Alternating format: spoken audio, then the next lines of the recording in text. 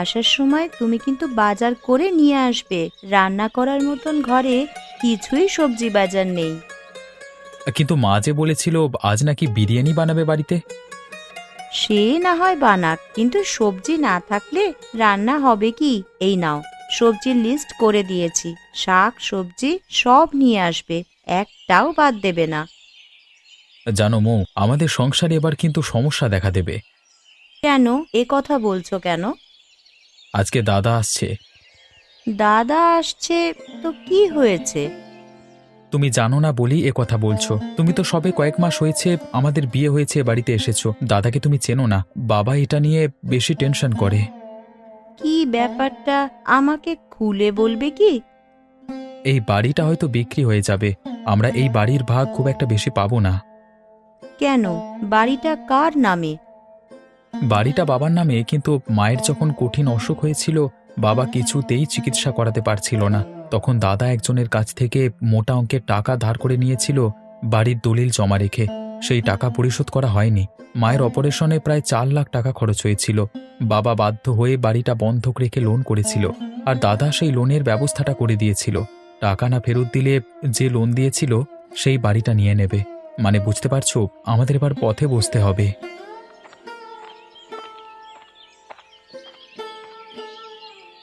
আরে কি চিন্তা ভাবনা করলি রমেন?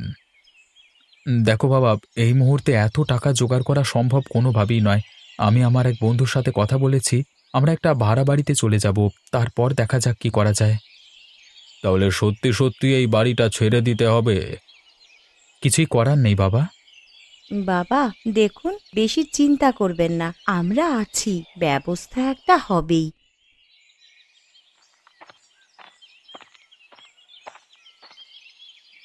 বাবা, আপনি ফুলকপি নিয়ে এসেছেন কেন? বাজারে তো ফুলকপির দাম অনেক।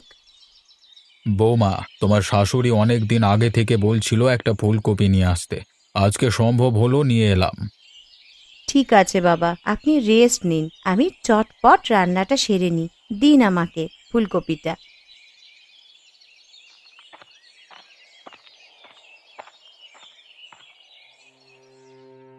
আজকে নিজের টাকায় একটা ঘর বানালাম, আজ আমার কপালে ভাড়া ঘর জুটেছে। হায় রে পোড়া কপাল।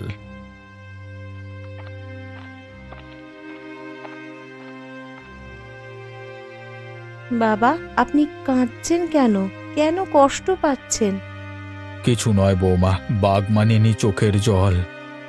আপনি চাটা খেয়ে নিন। বাবা, আমি জানি আপনার কষ্টটা কোথায়। আমরা অনেক চেষ্টা করব আমাদের বাড়িটা ফিরে পেতে। আর কোনো দিনই সম্ভব নয়। আপনার ছোট ছেলের ভালো একটা কাজ হয়ে গেলে দেখবেন সব ঠিক হয়ে যাবে।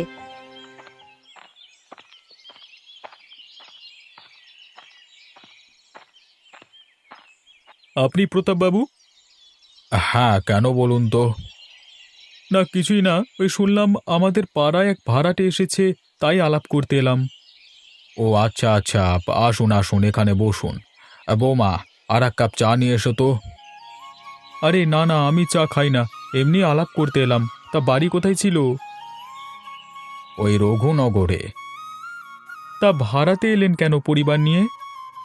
সে অনেক কথা। হাতি যখন হড়ে পড়ে মশাই তখন লাথি মারে, জানেন তো। তা যা বলেছেন আপনি। আপনাকে একটা অনুরোধ করব। বলুন না।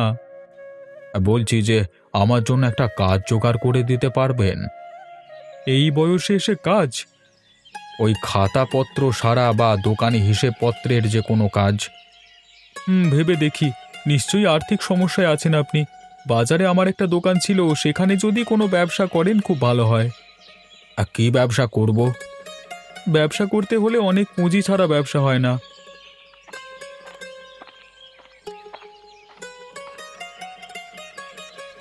মা, আপনি কি করছেন ঠিক বুঝতে পারছি না। আজ ফুলকপির বিরিয়ানি বানিয়ে তোমাদের সকলকে খাওয়াবো। ফুলকপির বিরিয়ানি? কই, কোনোদিন শুনিনি তো। চিকেন বিরিয়ানি শুনেছি, মাটন বিরিয়ানিও শুনেছি, কিন্তু ফুলকপির বিরিয়ানি শুনিনি কখনো। দাঁড়াও বৌমা, দাঁড়াও, খেলেই বুঝবে, দারুণ লাগে খেতে। আচ্ছা বেশ, দেখা যাক। অনেকদিন পর তোমার শাশুড়ি মা ফুলকপির বিরিয়ানি বানালো, তাই এত করে আমাকে ফুলকপি কিনতে বলেছিল। কি বৌমা, কেমন লাগছে? আহা, সেই স্বাদ মমতা, দারুণ রান্না হয়েছে। মনে হয় আমাদের বৌমার ফুলকপির বিরিয়ানি ভালো লাগেনি। সত্যি বৌমা, তোমার ভালো লাগেনি? তাহলে আর বানাবো না কোনোদিন। বৌমা, তোমার জন্য তাহলে একটু ভাতে ভাত করে দিই? আরে না না, খুব ভালো লাগছে আমার। কখনো জোর করে আমাদের খুশি করো না বৌমা, সত্যিটা সত্যি বলবে জোর গলায়। হ্যাঁ বৌমা, সকলের তো সব খাবার পছন্দ নাও হতে পারে। ঠিক মা, ঠিক বলেছেন। ভালো লেগেছে না খারাপ লেগেছে, আমি এর উত্তর আপনাদের 7 দিন পরে দেব। বৌমা বোধহয় মনক্ষুণ্ণ হয়েছে। তুমি তাহলে আর কখনো ফুলকপির বিরিয়ানি বানিও না। আচ্ছা ঠিক আছে, বানাবো না।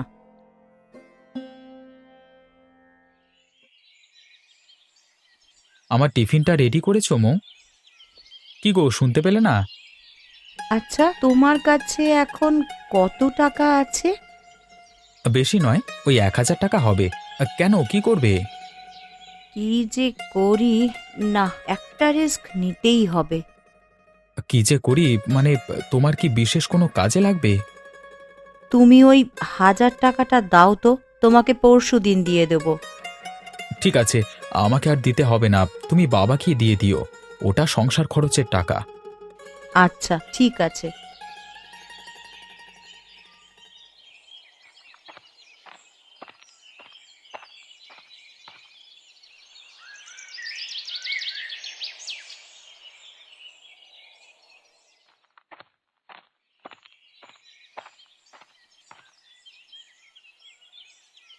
বাবা, আপনি এখানে এত সকাল সকাল উঠে পড়েছেন কেন?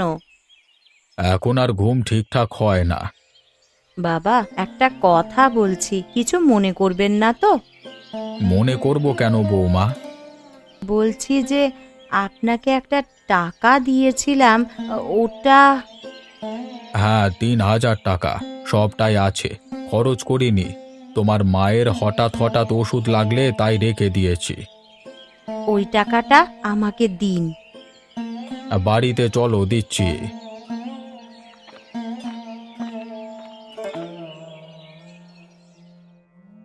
বাবা, আপনি নিশ্চয়ই খারাপ ভাবছেন না?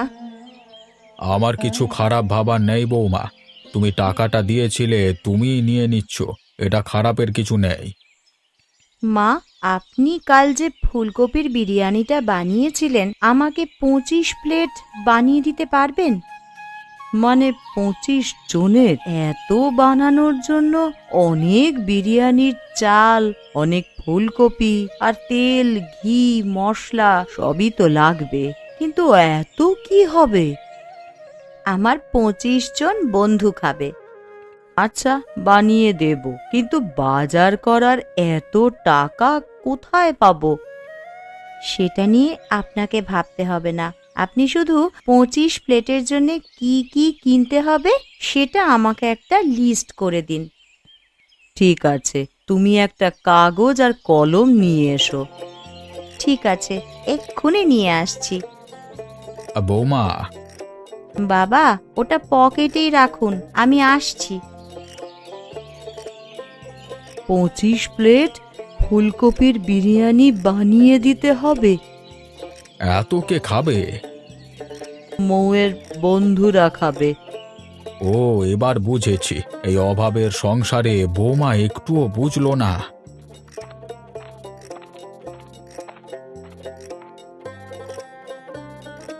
বৌমা, আমি বলছিলাম কি, এখন কোনো প্রশ্নের উত্তর আমি দিতে পারবো না বাবা। বাবা, এটাও রাখুন, টাকা কম পড়লে এটা লাগবে।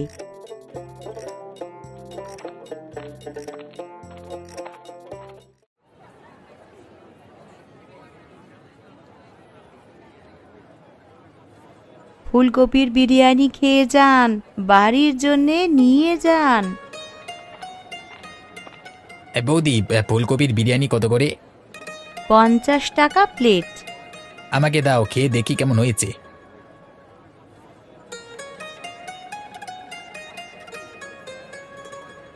বাহ, খুব সুন্দর।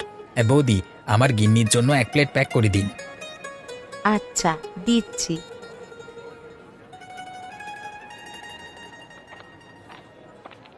খেয়ে যান, খেয়ে যান, ফুলকপির বিরিয়ানি।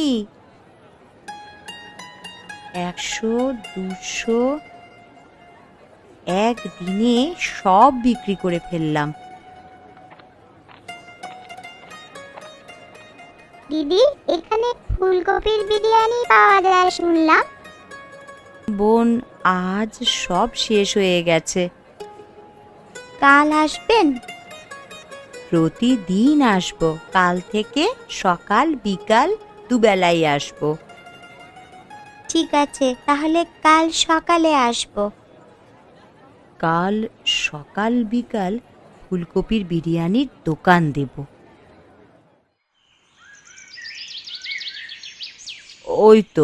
ওই তো বৌমা এসে গেছে। বৌমা, তোমার বন্ধুরা সবাই খেয়েছে? খেয়ে কি বলল? বলল কাল থেকে সকাল বিকাল তাদের আবার খাওয়াতে হবে। বৌমা, একটু বোঝার চেষ্টা করো, এগুলো করতে অনেক খরচ। আমাদের এখন অভাবের সংসার, তুমি জানো তো। সে আমি জানি না, আপনাকে সকাল বিকাল করে দিতেই হবে। বৌমা, আমি এগুলো মেনে নিতে পারবো না বলে দিলাম। আহা, আপনি রাগ করবেন না, বন্ধুদের এমনি এমনি খাওয়াইনি, 50 টাকা করে নিয়েছি। কিসের টাকা? এতে 1250 টাকা আছে। 25 প্লেট বিরিয়ানি 50 টাকা করে নিয়েছি। বন্ধুদের খাওয়ালে টাকা নিতে নেই বৌমা। মাথা খারাপ আপনার? আমি বিনে পয়সায় খাওয়াবো নাকি? কাল সকাল বিকাল আমাকে আপনি বিরিয়ানি বানিয়ে দেবেন, আর আমি সকাল বিকাল বাজারে গিয়ে বিক্রি করে আসব।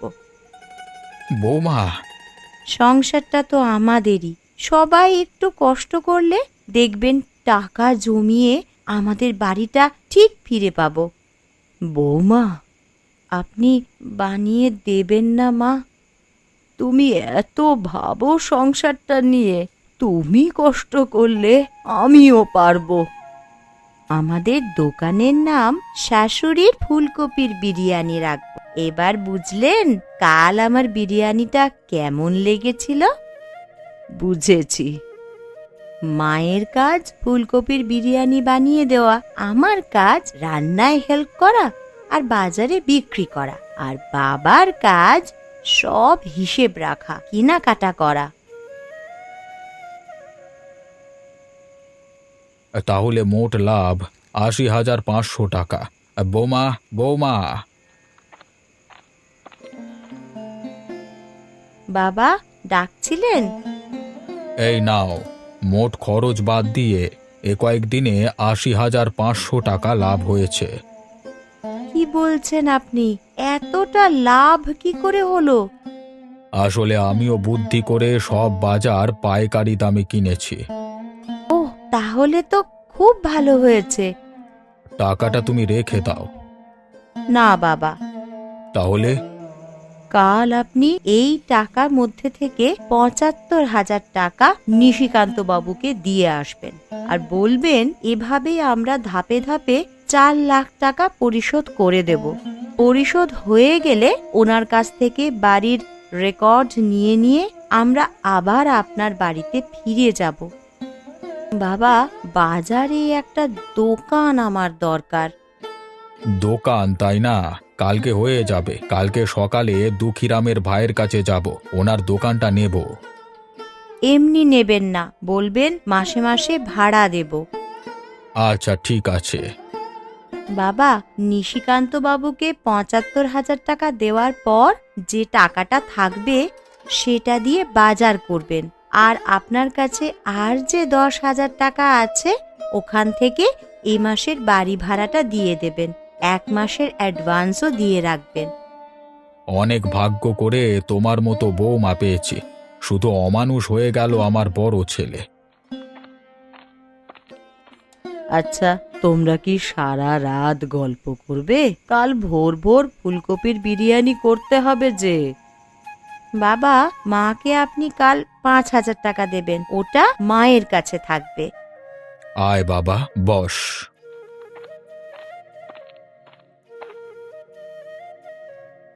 বাবা এই নাও, এ মাসের আমার বেতন, পরের মাস থেকে বেতন একটু বেড়ে যাবে। বাবা, তুই এত পরিশ্রম করিস না রে, শরীর খারাপ করে যাবে যে। মা চিন্তা করো না, সংসারের জন্য সকলেই পরিশ্রম করছি। বাজারে তো মায়ের আর মোয়ের নাম ছড়িয়ে গেছে, শাশুড়ির ফুলকপির বিরিয়ানি। তোমাকে ধন্যবাদ দিলে অনেক কম বলা হবে। তুমি আমাদের সংসারে এতটা খাটাখাটনি করছো, আমার সেটা খারাপ লাগছে।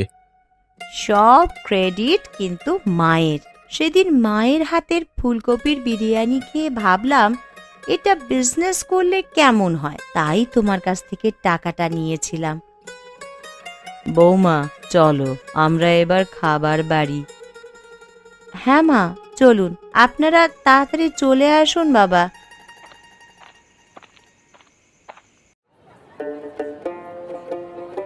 শাশুড়ির বিরিয়ানির খুব টেস্ট হয়েছে। অনেক ধন্যবাদ দাদা। আমাকে 2 প্লেট প্যাক করে দাও।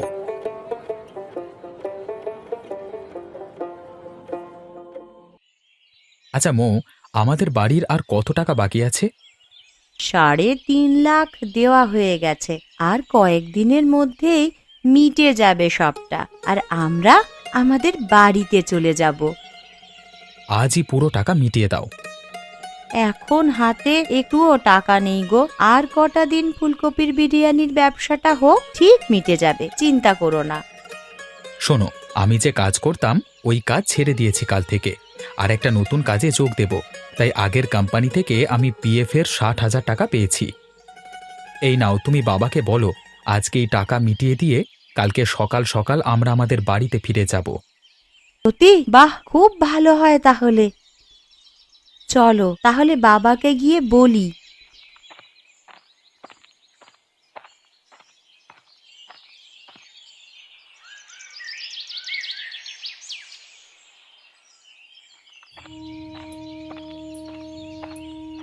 প্রতাপদা, আমি প্রমোটারের ব্যবসা করি ঠিকই, কিন্তু অমানুষ নয়।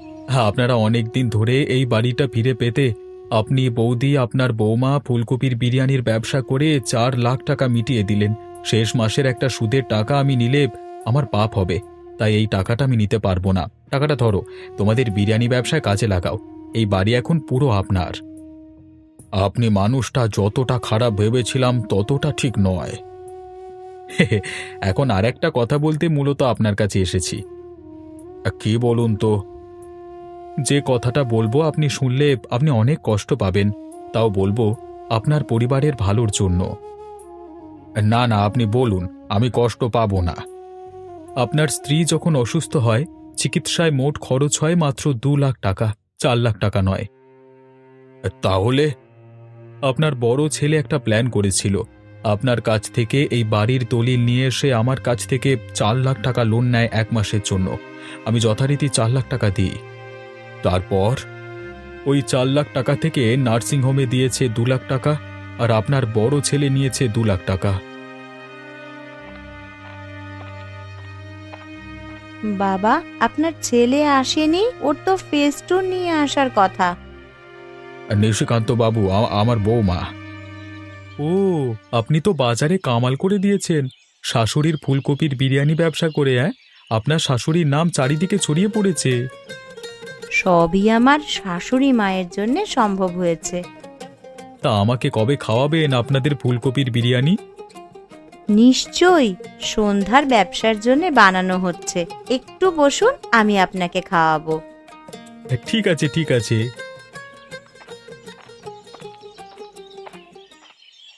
তারপর ঠিক 1 মাস পর আপনার বড় ছেলে 4 লাখ টাকা নিয়ে আমার কাছে এসে বলল বাড়ির দলিল দিতে।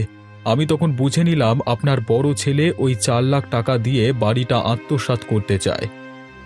তারপর ভেবেছিলাম আপনারা যদি এই বাড়ি আর নিতে না পারেন তাও আপনার বাড়িটা পড়েই থাকুক। জীবনে অনেক টাকা রোজগার করেছি, এটা না হয় লস হবে। আপনাকে অনেক ধন্যবাদ। আপনি আমার পরিবারের এই বাড়িটা বাঁচিয়ে রেখেছেন।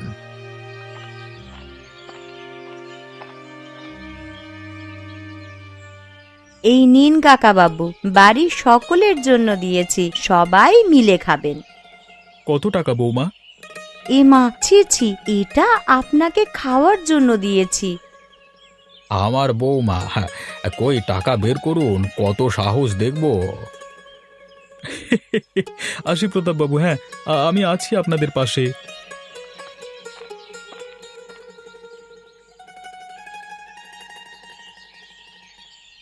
আজ সব শেষ হয়ে গেছে বৌমা? হ্যাঁ, সব শেষ। বাবা, দাদা আসছেন। আয় আয় রাকেশ, চল ভেতরে চল। বড় বৌমা নাতিকে নিয়ে এলি না কেন?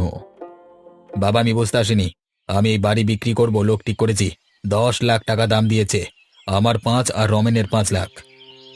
তাহলে বড় ছেলে, আমরা কোথায় থাকবো? দাদা, বাবার বাড়িটা বিক্রি করা কি ঠিক হবে? তুমি বউ মানুষ, এসব কথা কান দেবে না। আর মা, তোমরা কোথায় থাকবে তোমরা দেখে নাও। শুনুন দাদা, আপনি বাড়ি বিক্রি করে আপনার ভাগে কত বললেন? 5 লাখ টাকা। ঠিক আছে, আপনি আজ থেকে ঠিক 6 মাস পরে আসুন। এই বাড়ির দরুন আপনাকে আমি 4 লাখ টাকা দেব, কারণ মায়ের চিকিৎসায় 2 লাখ টাকা লেগেছে। আপনি নিশিকান্ত বাবুর কাছ থেকে অতিরিক্ত 2 লাখ টাকা নিয়েছেন, সেই 2 লাখ আর আমি দেব 4 লাখ, মোট 6 লাখ। আপনার দামের থেকে আরো 1 লাখ বেশি পাবেন। তবে মা বাবা যে বাড়িতে আছেন সেই বাড়িতেই থাকবেন। ঠিক আছে, আমি ঠিক 6 মাস পরেই আসবো। বাবা, ভেতরে আয়, অনেক দিন তো তোকে দেখিনি, একটু কিছু খেয়ে যা। তার আর প্রয়োজন হবে না।